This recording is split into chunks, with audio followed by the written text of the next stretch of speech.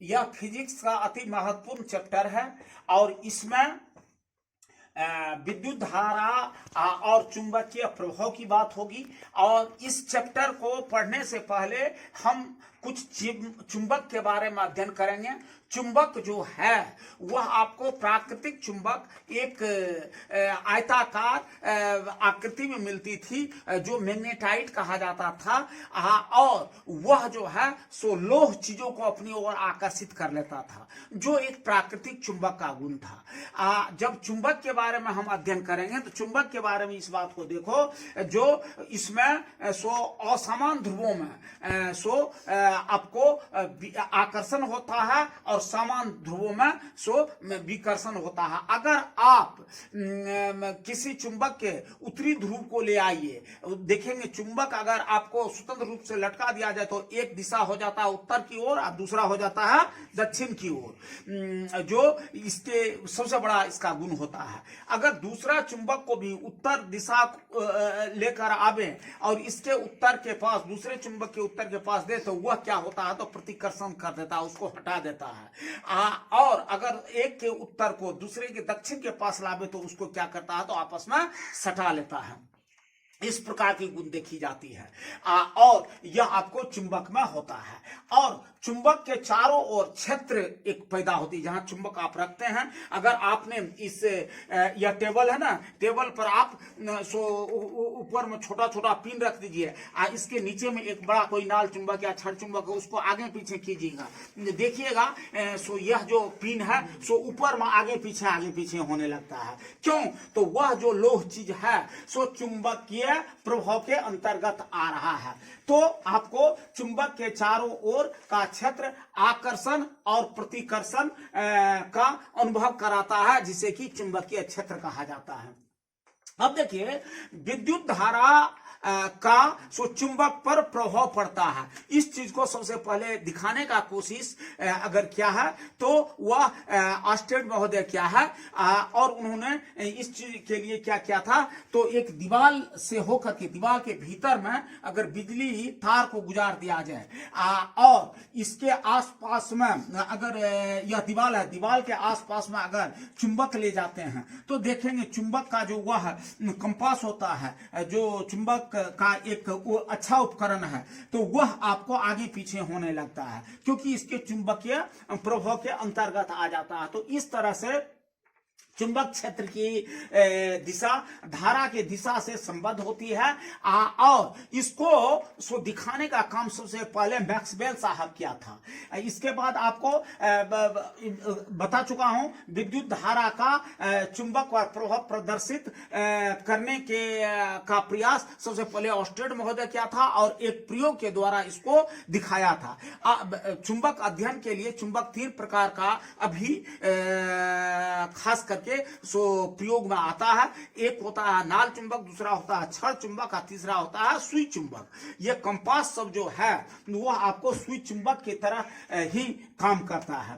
तो और मैं इससे पहले बताया हूं इनके सो फ्लेमिंग के वाम हस्त नियम, फ्लेमिंग के वाम हस्त नियम के अंतर्गत चुंबक धारा द्वारा चालक पर लगाए गए जो बल होता है उसकी दिशा की जानकारी सो फ्लेमिंग साहब ने बताया था। वह क्या क्या था, तो बायां हाथ की 3 अंगुलियां अंगूठा, तर्जनी और मध्यमा को लिया था, इसको सो गति कहा था और इसको आपको ये क्षेत्र कहा था और मध्यमा को सो धारा की दिशा बताया था। ठीक इसी तरह से मैक्सवेल का यह जो था सो एक इसी पर अवलंबित नियम है सो दहिन हस्त नियम।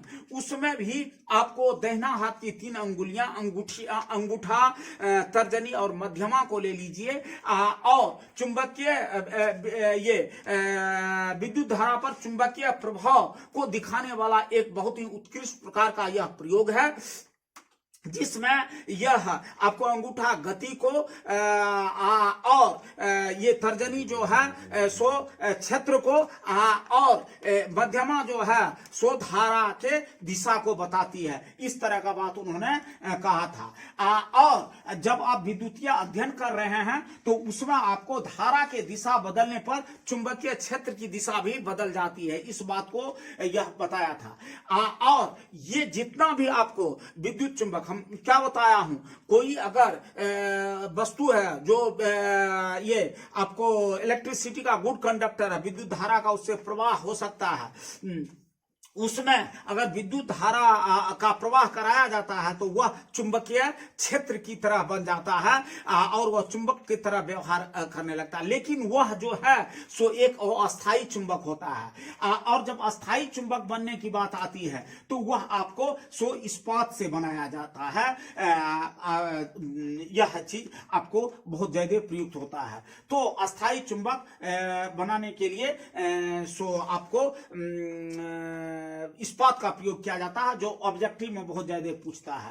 तो ये आपको एक बात और इस संदर्भ में देख लेना है, जो विद्युत मोटर की क्रिया सो आपको धारा पर चुंबकीय प्रभाव को दिखाता है। विद्युत मोटर क्या होता है, आपको आप अगर जहां देखेंगे जो गेहूं की पिसाई हो रही है या धान की कुटाई हो रहा है, उसमें आप देखेंगे जो एक मोटर होता है जिससे कि विद्युत मोटर कहा जाता है, और वह आपको विद्युत ऊर्जा को सो यांत्रिक ऊर्जा में बदलती है, तब न यंत्र चलता है और हम गेहूं ले गए और उसका मुझे आटा प्राप्त हो गया, यह बात कराता है। इस जो कि इस पर अवलंबित है। तो इस संदर्भ में आपको मैंने 9-10 बिंदु लिखा हूं। पहला लिखा हूं, चुंबक के समान ध्रुवों में प्रतिकर्षण और असमान ध्रुवों में आकर्षण होता है। दूसरा लिखा हूं, चुंबक के चारों ओर का क्षेत्र जिसमें आकर्षण और विकर्षण बलों का प्रभाव का अनुभव किया जाता है, चुंबकीय क्षेत्र कहलाता है।